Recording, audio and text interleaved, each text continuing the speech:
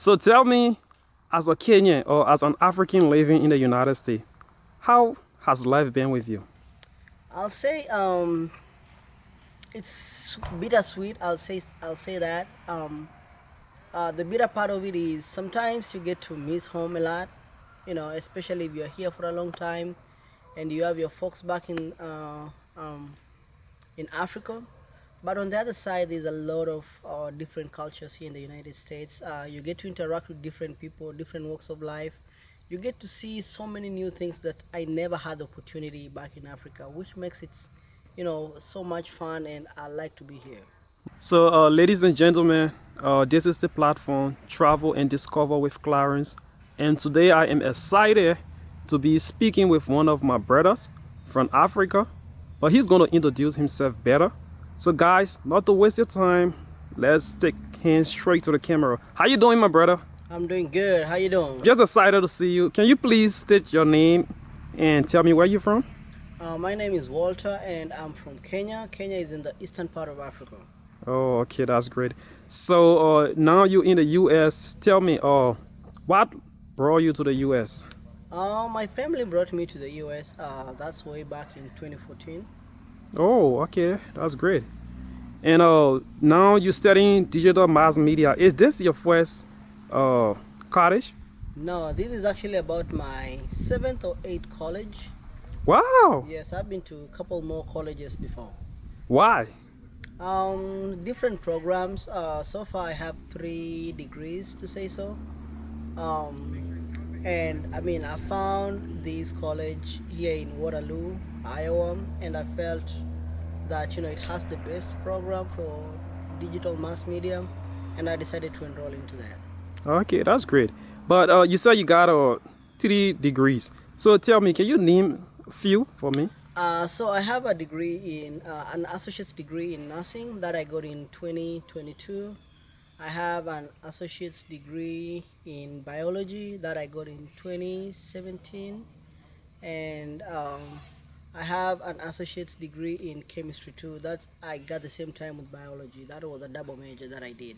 Wow. What kind of really inspire you to say, okay, I want to get this degree? Or like the digital mass media. Not really digital mass media. Because I noticed a lot of Africans, when we come to the US, we just turn to focus on our work, get the money, and we just feel like it's all to it. Okay. So the thing is, I feel like every time I learn something new, I keep nurturing my mind and keeping it young and keeping it wide open and see so many opportunities in life. And that's how I've been able to get a lot of things done while here in the US, learning different things and having different perspective about life. Hmm, great. So tell me, as a Kenyan or as an African living in the United States, how has life been with you? I'll say it's bittersweet. I'll say that. The bitter part of it is sometimes you get to miss home a lot. Especially if you're here for a long time and you have your folks back in Africa. But on the other side, there's a lot of different cultures here in the United States. You get to interact with different people, different walks of life. You get to see so many new things that I never had the opportunity back in Africa, which makes it, so much fun, and I like to be here. Hmm, that's awesome. Would you ever want to go back to Africa? Yes, I do go back to Africa every now and then to go check on my family and also to go check on my friends that are still back in Africa to keep connection, and to keep growing and to keep my projects back at home running. Oh, okay. So we talk about uh, discrimination or racial disparity. If you want to talk about that, since you came to the US, have you experienced anything as such? Oh yeah, this I experience a lot, especially when I used to live in big cities like New York back then.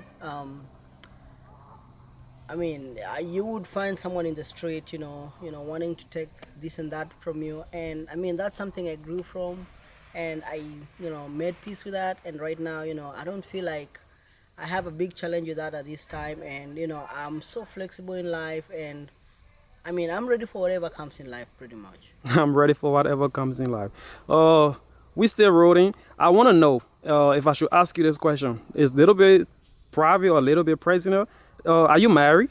No, I'm not married at this time. Ah, he's hot. Do you have a kid? No kids at this time. Ladies, where are you?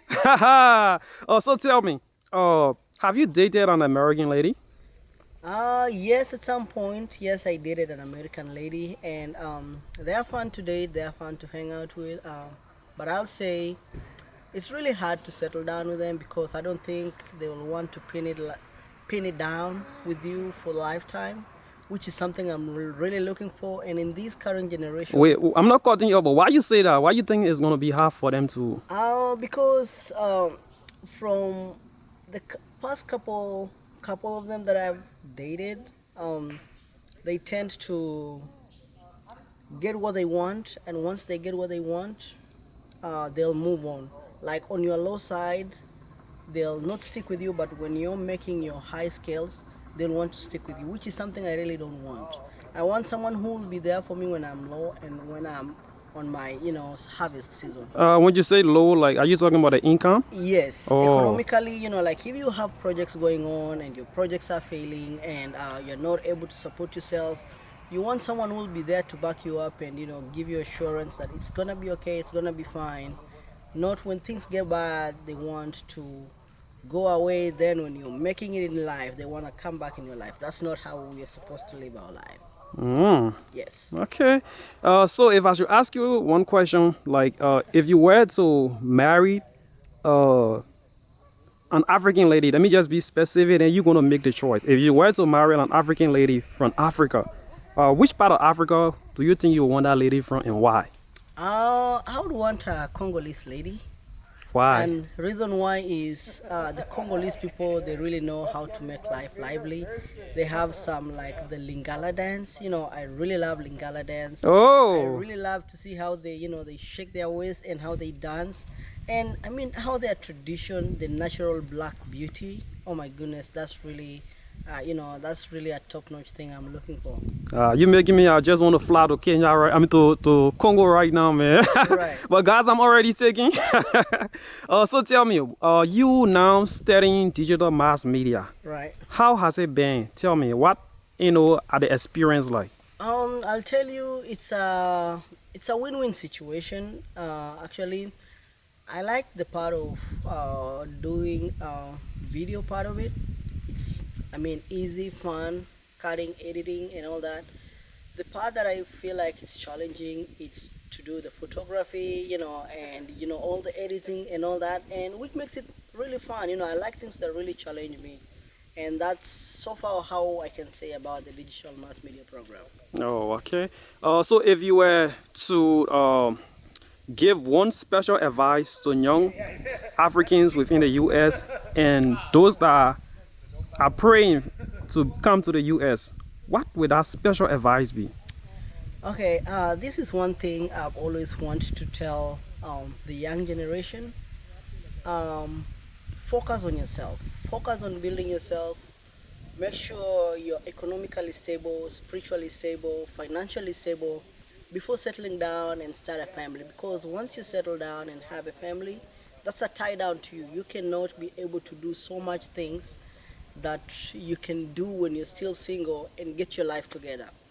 Achieve your main goal, then from there, if someone wants to join you, well and good. If someone doesn't join you, you're still well off. Rather than when you get somebody into your life and then you're now tied down, you're not making progress in your life, you're just there, mark timing, which is something that many young individuals fall into trap.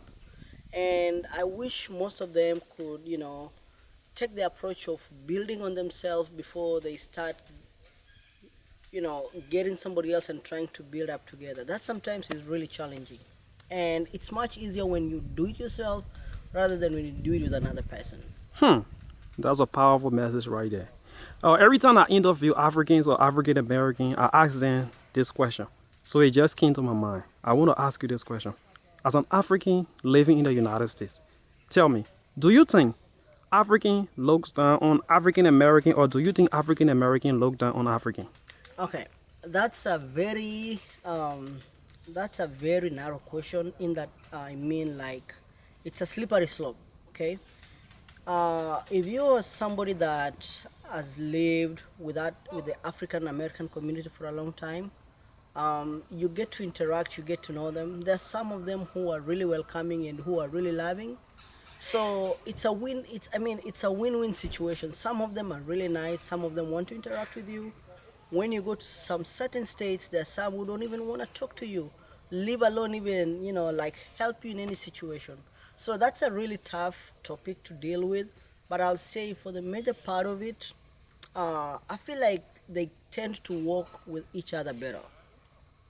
They turn to work. They tend to work with each other. They tend to complement each other rather than look down upon each other. So the question was like, if are you trying to say like they turn to work with their fellow African Americans better? Yes, for the majority of the population, they tend to work with each other better. Oh, okay, Yes. I got you. So is there anything you want to talk about that I didn't ask you? Honestly, the only thing I can say is I know we all have different religions. We come from different backgrounds, but it's always good to believe in prayer. Prayer changes a lot of things. When you believe in God and ask God and tell God, this is what I want in life, He will for sure give it to you. He said in this holy book, ask and you shall receive, and seek and you shall find. So that is the main message I want to leave you today. If you have any situation, if you have any troubles, if you have things bothering you, pray to God and God will listen to your prayer and He's going to give you an answer. It may take long for God to answer your prayers, but His timing is always the best. His timing is always the best.